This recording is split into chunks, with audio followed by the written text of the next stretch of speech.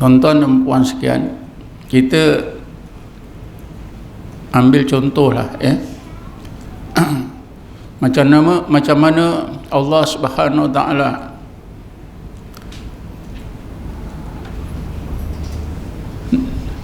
melantik seseorang nabi dan rasul.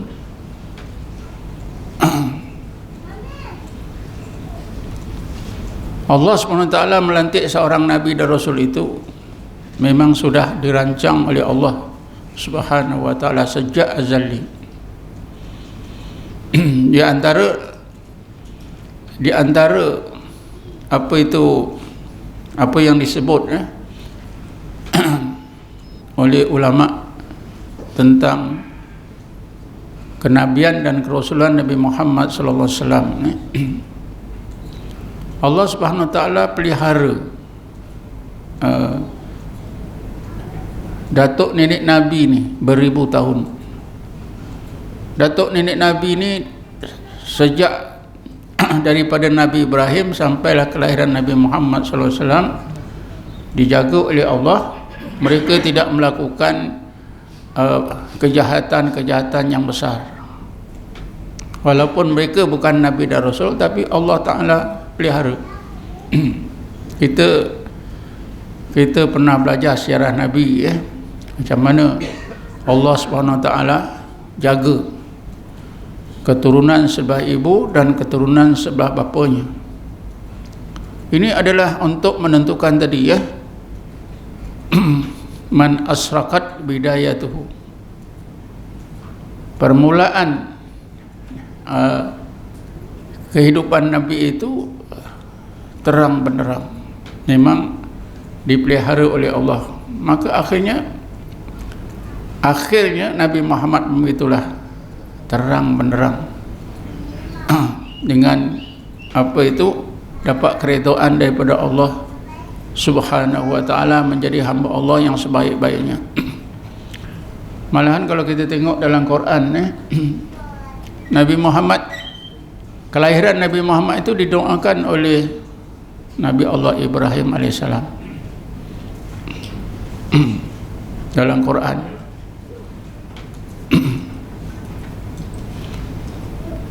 Lima 5.000 tahun kemudian barulah Nabi Muhammad itu lahir di kota Mekah. Jadi doa Nabi Ibrahim ini adalah permulaan yang baik, dan Nabi Ibrahim rujuk kepada Allah, memandang Allah semata-mata. Bila Nabi Muhammad sudah dilahirkan, sejak kecil lagi dijaga. Sebab itu kita tidak boleh mengiktikadkan Nabi itu macam budak-budak lain. Tak boleh, karena Nabi ini memang dijaga oleh Allah, dapat ismah, dapat penjagaan daripada Allah Subhanahu Wa Taala. Misalnya semasa kecil lagi, umur 2 tahun, dibela oleh Halimatus Sa'diyah. Halimatus Sa'diyah dan suaminya nampak sesuatu yang menakutkan dia, iaitu peristiwa Jibril membelah dada Nabi Muhammad semasa kanak-kanak, tapi tak dapat dilihat dengan jelas oleh Halimatus Sa'diyah, suami isteri, rasa takut, lalu nak dipulangkan kepada ibunya. Dan ibunya Aminah menyebutkan, sesungguhnya anak ini tidak akan diganggu oleh syaitan. Jadi kita nampak cerita-cerita ni, memang Nabi Muhammad itu sejak lahirnya, sejak kecilnya dijaga oleh Allah Subhanahu Wa Taala. Ini dinamakan permulaannya memang terang benderang. Bila Nabi Muhammad itu membesar, umur 7 tahun ke 8 tahun, orang-orang Quraisy telanjangkan dia. Walaupun dia budak-budak, dia rasa malu sangat, dia pingsan. Jadi dia tak sedar. Masa ditelanjangkan tu, pasal orang Quraisy ni, orang tua ni satu juga kenapa budak ni lain sangat? Budak-budak lain telanjang, dia tak mau telanjang ni apa? Dibukalah pakaian Nabi. Nabi Muhammad terus pingsan, tuan-tuan. Ini menunjukkan ya, Nabi Muhammad itu memang permulaannya itu sudah terang benderang, dijaga oleh Allah Subhanahu wa taala. Apa yang dinamakan irhas, irhas tanda-tanda kenabian Nabi Muhammad sallallahu alaihi wasallam, perkara-perkara ganjil ini semua menunjukkan permulaan Nabi itu yang terang benderang. Kemudian bila Nabi hampir umur 40 tahun, 3 tahun lagi nak berumur 40, di dalam Sahih Muslim, Aisyah ada menyebutkan ketika itu Nabi suka kepada bersendirian. Hubbiba ilail khala, disukakan hatinya oleh Allah untuk berkhalwat. Di mana? Di dalam Gua Hira atas Jabal Nur. Berapa lama? Setiap Nabi pergi selama 30 hari. Habis bekalan buah tamar dan air, dia akan turun, ambil bekalan, dia naik lagi 30 hari. Habis bekalan, dia turun lagi. Begitulah selama 36 bulan, artinya 3 tahun. Coba bayangkan tuan-tuan, 3 tahun duduk atas tu. Bekalan makanannya hanya buah tamar. Berapa banyaklah yang Nabi boleh pikul naik ke atas untuk sebulan. Jadi satu hari itu berapa biji Nabi makan buah tamar, berapa banyak air yang diminum. Sebulan baru dia turun. Hebat Nabi Muhammad tu, sangat hebat. Cuba kita buat, tuan-tuan. Kita tak terbuat lah. Semua itu kerana dijaga oleh Allah Subhanahu wa ta'ala. Kerana itulah Rasulullah SAW tu akhirnya didatangi oleh gurunya, iaitu Jibril, di dalam Gua Hira. Jadi sejak kecilnya, malahan sejak datuk neneknya beribu tahun, Allah Subhanahu wa ta'ala sudah jaga. Ini nak menentukan apa? Asraqat bidayatuh, terang benderang permulaan perjalanan Nabi Muhammad sallallahu alaihi wasallam.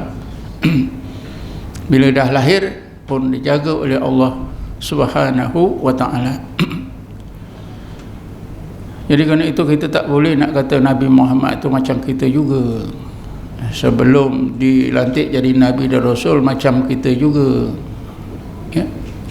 Tidak sebenarnya berlainan, tuan-tuan. Sebab itu Nabi Muhammad itu walaupun dia disebut dalam Quran bashar, qul innama ana basharun mislukum, katakanlah ya Muhammad kepada umatmu, aku ini manusia seperti kamu. Tapi sebenarnya Nabi Muhammad itu manusia, tidak seperti manusia. Maknanya Nabi Muhammad itu manusia tapi bukan seperti manusia biasa. Dia manusia yang luar biasa. Kenapa? Perjalanan hidupnya sejak datuk neneknya 5,000 tahun sudah dijaga oleh Allah, didoakan oleh Nabi Ibrahim alaihissalam dalam surah Baqarah apa? Allah mab'as fihim rasulan minhum. Ya Allah, utuskanlah daripada anak cucu aku yang aku tinggalkan di Mekah ni seorang rasul dari kalangan mereka. Ini doa Nabi Ibrahim. Di dalam sirah disebutkan oleh penulis-penulis sirah, kira-kira 5,000 tahun barulah Nabi Muhammad sallallahu alaihi wasallam itu lahir. Jadi adalah salah ya kalau Nabi Muhammad itu kita rendah-rendahkan. Allah sendiri berfirman dalam Quran, "Qul innama ana basyarum mislukum." Nabi Muhammad sendiri pun Allah suruh dia manusia seperti kita. Siapa yang menganggap Nabi itu seperti diri dia, itu salah ya. Itu sangat salah. Yang dimaksudkan Qul innama ana basyarum mislukum tu, Nabi Muhammad itu bukan jenis hantu, bukan jenis jin, bukan jenis malaikat, tapi dia jenis manusia.